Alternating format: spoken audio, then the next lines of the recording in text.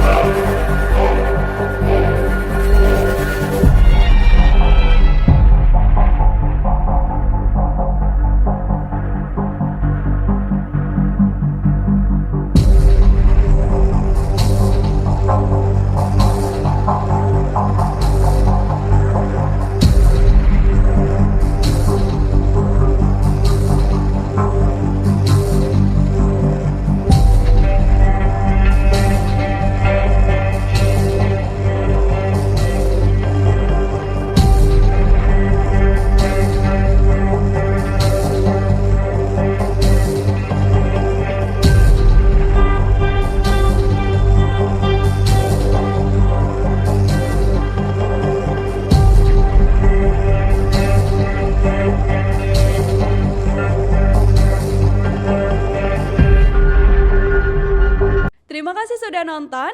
Jangan lupa like, subscribe, dan share ya.